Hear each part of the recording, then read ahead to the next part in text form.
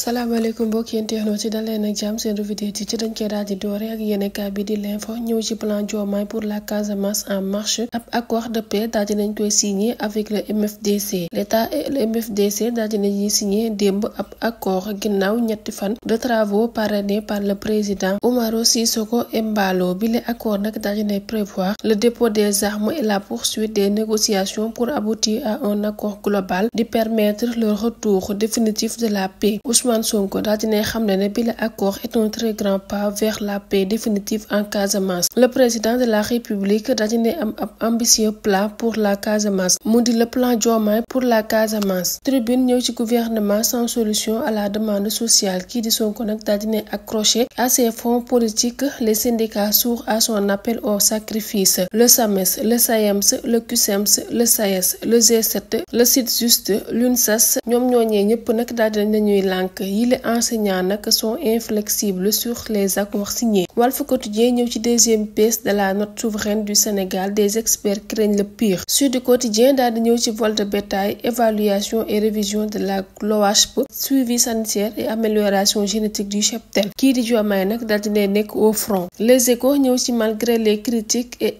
récriminations, le Sénégal emprunte plus que jamais. La dette actuellement est de 107% du PIB en 2024. Elle était d'environ 100% en 2023, soit une croissance de plus de 7% rien qu'en 2024. Moody's dégrade le Sénégal de B1 à B3 avec une perspective négative. La note est baissée de 6 niveaux en dessous de la catégorie investissement. Waaye itam daal di nañuy xaatim ca wet ga soutien à Farba Ngom. Ses partisans assiègent la CPI, la paire s'organise à Dakar. Ay compatriotes nag daal di nañuy mobiliser à la Haye hier pour clamer son innocence. Moussa Bokar Thiam ak ñamu àndal nag dinañ daal di jàkkaarloog presse bi niki tey ci ngoon. Source A daal di ñëw ci outre les fameux 45 milliards de francs CFA d'armement, si Ousmane Sonko ne veut pas voir même en photo le député Abdou Karim Sall. Il y a les 185 hectares de QVS. Un bail portant sur 185 hectares de la forêt classée de Diass a été donné à QVS avec la bénédiction du ministère de l'Environnement sous le magistère du ministre Abdou Karim Sall. Or, dans son rapport d'audit de 2024, la Cour des comptes daal dina estimer que l'installation de fermes agroforestières dans le domaine classé, en plus d'être illégale, constitue une menace pour le patrimoine forestier. Waaye QVS daal dina continuer occuper ay dizaines d'hectares yoo xamante ne nii rek daal dinañ koy déclassifier au profit de la nouvelle ville malgré 1001 décisions de justice ordonnant son expulsion. Le Soleil ñëw ci facture laitière de 126 milliards de francs CFA en 2023 pour le Sénégal, l'amergoût financier du lait. Lors de la journée nationale de l'élevage bi ñu amaloon niki samedi foofee ca Kaolack, le chef de l'État Bassirou Diomaye Faye daal dinay regretter bi la situation bi nga xam ne dafa daal di exposer le Sénégal au choc exogène contraint à des subventions boo xam ne dina daal di grève notre balance commerciale mais bénéficie plus aux acteurs de la filière dans les pays exportateurs. Le Quotidien ñëw ci baisse de la notation souveraine, un pays maudit par son état. La dégradation intervient après la sortie du gouvernement sur la gestion financière. Le pays va s'endetter à des taux élevés. L'enquête ñëw ci président de la République élu du centre, un dialogue sans heurts.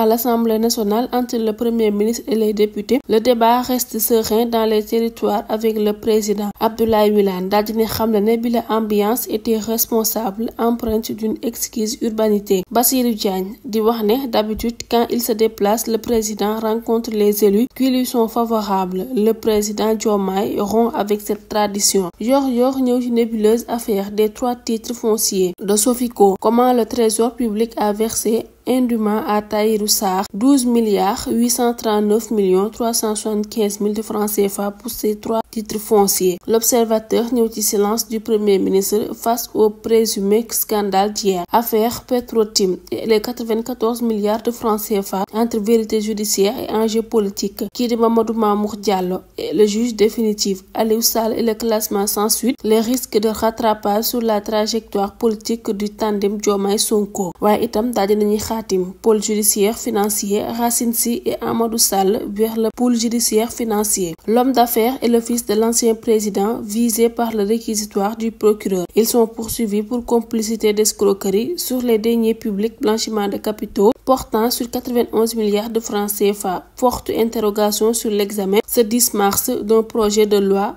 visant à accroître la coopération judiciaire entre le Sénégal et le Maroc. Des Sénégalais se mobilisent devant la Haye en soutien à Farba Ngom. Direct News daal di ñëw ci wàllum justice. Le dossier Farba Ngom atterrit à la Cour internationale de justice. Ginnaaw France, Espagne ak États-Unis yi le soutien Farba Ngom nag daal dinay dem foofee ci Haye mu di ab rassemblement dans un cadre symbolique et historique. Au-delà du soutien à Farba Ngom, message puissant face aux dérives dictatoriales des nouvelles autorités. Farba Ngom mu di ab figure emblématique que certains cherchent à écarter du paysage politique fait face à une menace sérieuse. Cette tentative de liquidation politique initiée dans son fief d'Agnam ne saurait être tolérée. En tant que Sénégalais de la diaspora, nous nous opposons fermement à toute forme d'injustice à son encontre et réaffirmons notre engagement fermement indéfectible à ses côtés. Loolee nag moo nekk ci note bi nga xam ne ay organisateurs daal dinañ koy bind ñi nga xam ne rek daal dinañuy dajaloo ngir rek daal di jàppale ki nga xam ne moo di Farba Ngom. Vox Populi daal di ñëw ci Babacar Aba Mbaye sur les révélations de la Cour des comptes. Ce rapport est le tournant du mandat. J'espère que le gouvernement ne le ratera pas.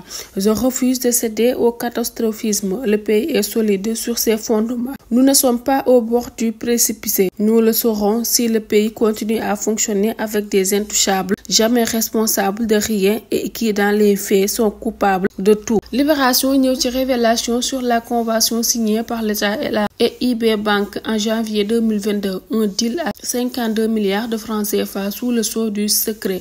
L'acquisition de matériel par l'État évoquée par la convention sans précision concernait encore un achat d'armes effectué dans l'illégalité totale. La Cour des comptes révèle l'absence totale d'informations sur la destination du matériel, une coopération opaque qui met en scène le magnat Mamadou Bonkougnou, patron du groupe Ebomaf et d'IB Bank. Rewmi Quotidien daal di ñëw ci déficit budgétaire, endettement, pléthore d'agents, le plan de redressement de Ngouda Kane. Loolee nag mooy li ñu xaatim ci yéenekaay bi di Rewmi Quotidien. Lui Quotidien ñëw ci nouvelle tournure dans l'internationalisation du combat. Ces soutiens de la diaspora se sont mobilisés devant la Cour pénale internationale ce week-end. Si Farba est inculpé le 27 février, nous serons face sans casser, sans brûler. La manifestation devant la Cour internationale de justice, un choix stratégique. Mbokk yi li mooy li gën a fës ci ëttu yéenekaay yi ñu leen di ñaanal yéen doog jàmm.